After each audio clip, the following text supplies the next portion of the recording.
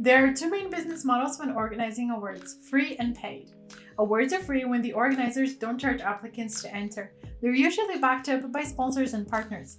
In other cases, a yearly membership fee may partially or fully cover the expenses. In the second case, applicants have to pay to enter, which holds a lot of revenue potential if done right. Yet, award managers often choose to rely on sponsors and alternative revenue streams instead of fees. Why? Well, there's a common misconception that charging entry fees for awards will result in a decrease in the submissions, and although this sounds like an understandable concern, it's not quite true. Requiring applicants to pay does not equate to limiting the number of entries. In fact, when implemented correctly, this approach may have the opposite effect and increase the overall number of submissions. To help you further in the quest of choosing which business model to adopt for your program, we have prepared a list of pros and cons for each of them. Let's start with free awards. The main advantage of free awards is that they cast a wider net. By eliminating financial barriers, these awards ensure inclusivity and provide opportunities for individuals and organizations who may not have the resources to participate in paid awards. This fosters a diverse pool of applicants and allows for the recognition of deserving talents from all walks of life. As a result, free awards naturally draw the focus of media outlets and generate positive PR. This heightened visibility shines a spotlight on the entire sector, benefiting both award recipients and organizers. Other benefits of free awards include contributing to the advancement of the industry or community they represent, relationship building, and increased visibility. And although these things sound great, they do come at a price. So let's look at the cons of free awards. Naturally, the first challenge here is the lack of long-term financial sustainability.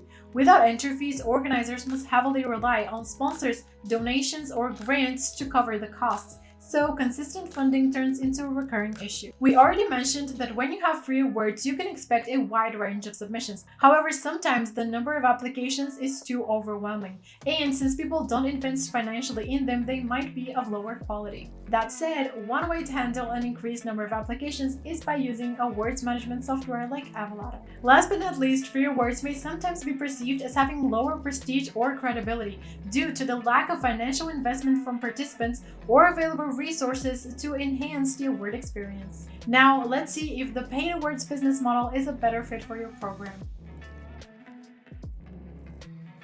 In contrast to the free business model, paid awards build credibility and a strong brand image. Buyers usually associate higher priced products with higher value, and that includes awards. Contrary to popular belief, paid awards can also increase the number of entries you get. If you build a strong marketing campaign, use the right pricing strategy, and apply effective communication with your target audience. And the application numbers are not the only thing that you can expect to rise. When people pay to participate, they take their submissions more seriously, resulting in a higher percentage of applicants that actually submit their entries. Evalato compiled statistics show that most free awards have a submission rate of around 50%, while paid awards with payment at registration have a submission rate of over 90%. And to top it all off, the quality of those submissions would also be better. After all, when participants invest to be recognized at a high industry level, they have to bring their A game to beat the competition. And let's not forget that paid awards can be an additional source of income for your business. Successful programs have managed to use entry fees as a long-term strategy to build sustainable streams of revenue for years to come. And now let's see what are the downsides of paid awards. First, the paid awards business model cannot be applied universally as a one-size-fits-all solution. While entry fees work for most business awards, they might not be the best option if you want to branch out and create a power list or an index, for example. Another case in point are social impact programs, grants, and employee recognition awards, which are all generally free to enter. And we want to emphasize again that you should pay close attention to your marketing and communication strategy. Because if you have not properly presented the value and quality of your awards, participants won't have much incentive to pay, leading to a lower number of entries. Ultimately, the choice between free and paid awards depends on the specific goals, target audience, and nature of your program. For social impact programs, power list, and other similar awards, we would recommend that you stick with not charging entry fees, but find ways to combat the cons by using award management software and finding sponsors.